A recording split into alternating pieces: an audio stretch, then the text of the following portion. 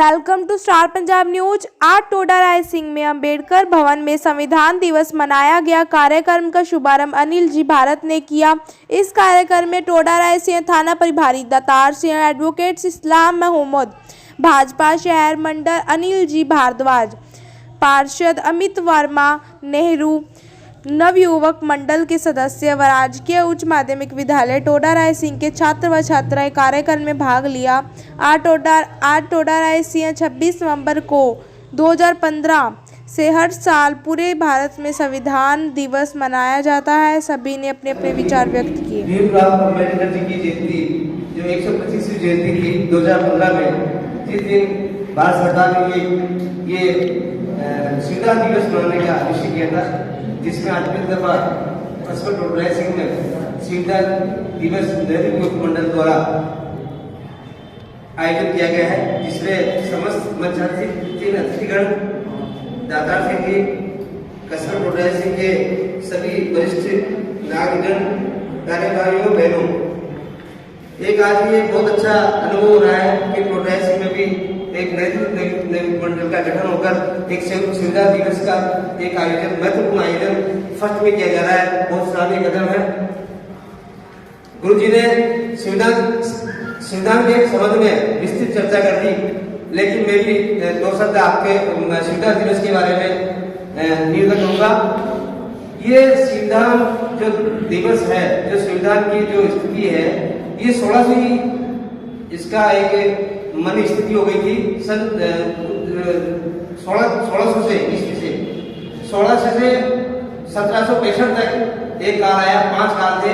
1765 से 1858 की काल गई, 1858 से 1919 तक आया, और 1919 से 2047 तक आया, 2047 से 1947 तक आया, और 1947 से 1950 तक ये 5 खंड काल आए हैं।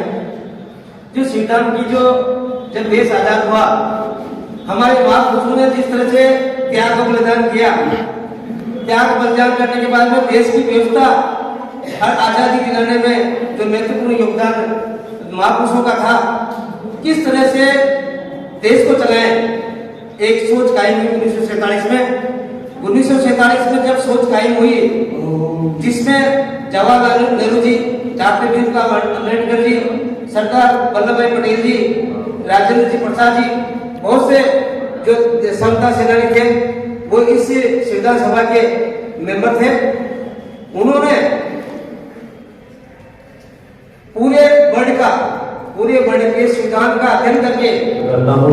नेहरू नवयुवक शहर मंडल की ओर से हमारे बीच में अब दातार सिंह जी भी आ गए, लॉ एंड ऑर्डर, तो उसमें लॉ से संबंधित व्यक्तित्व भी हमारे बीच में बैठे हैं।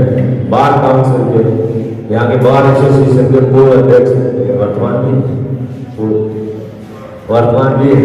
तो इस्लाम जी से मैं निवेदन करूंगा कि वो भी अपने मार्ग में दर्शन दें। नेहरू केंद्र ब्लॉक की तरफ से हमारे बीच में पधारे हुए परम पूज्य अतिथिगणों का शहर से नेहरू केंद्र की तरफ से आभार व्यक्त करता हूँ कि आपने कुछ ही समय इन विषय में हम युवाओं को लेकर आज संविधान दिवस के उपलक्ष्य पे जो विचार होता है और जो जागरूकता के लिए आप पहुंचे।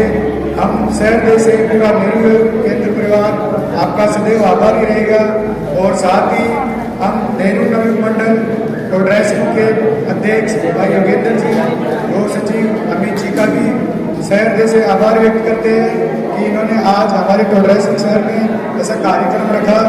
हमारे बीच में पहुंचे हुए अतिथिगणों ने जैसा कि हमारे संविधान के बारे में पहले ही सब कुछ बता दिया, मैं अपनी बात छोटी सी रखना चाहूँगा कि भारत देश का जो प्रमुख व्यक्ति होता है, राष्ट्रपति, वो गणतंत्रात्मक रूप से ही नियुक्त होता है, न कि वंशानुगत रूप से।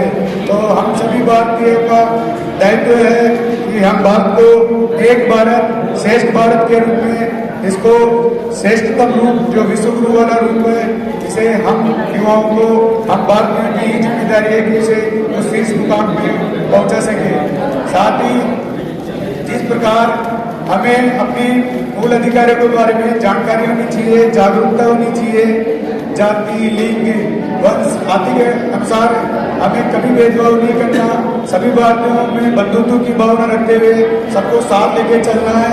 हमारे अंदर मैं वाली भावना नहीं होनी चाहिए, हमारे अंदर हम वाली भावना होनी चाहिए। जब हम सोचेंगे तभी हम आगे बढ़ेंगे।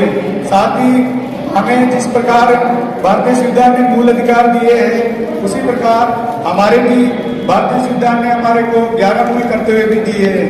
तो हम सभी भारतीयों की जिम्मेदारी है, जैसा कि भी वकील साहब ने बताया, कि मूल अधिकारों की जागरूकता के साथ ही हमें अपने मूल कर्तव्यों का निर्वहन भी करना है।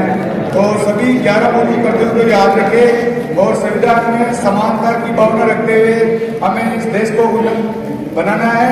और मैं नेहरू केंद्र की तरफ से फिर से आप सभी भाई बहनों व प्रबुद्ध जन अतिथिगणों का शहर जैसे नेहरू केंद्र परिवार की तरफ से आपका आभार प्रकट करता हूँ। सभी अतिथिगण, ग्रामवासी जैसे बच्चे, आज संविधान दिवस को यहाँ मनाया जा रहा है। सर, मैं भी पहली बार अटेंड कर रहा हूँ, सुना नहीं कि प्रोग्राम हुआ हो जहाँ हमारी पोस्टिंग गई, शायद ये पहला अवसर है, तो देख रहा हूँ, ये अच्छी बात है। जहाँ तक संविधान की बात है,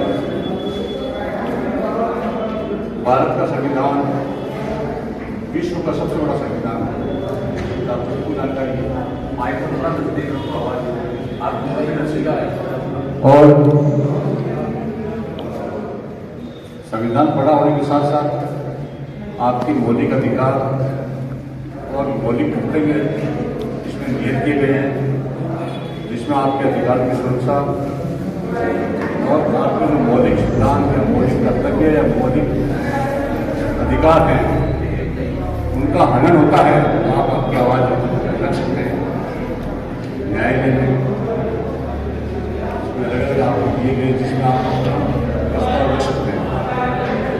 रही बात मौलिक अधिकार 1947 को देश आजाद हुआ, उसके बाद में बड़ी समस्या आई कि वास्तव में लोगों के अधिकारों का हनन हो रहा है, लोग समझ नहीं पा रहे हैं। उसके बाद भी संविधान बनने के बाद में लोग समझने लगे, अपने अधिकारों को समझने लगे और उन्हें लगा कि हमें प्रोटेक्ट किया जा रहा है, हमारी सुरक्षा के लिए बना है। और आज की स्थिति में अपन क्या है ये देखना जरूरी है। आप देख रहे हो अभी काफ़ी समय से जैसा कि मोबाइल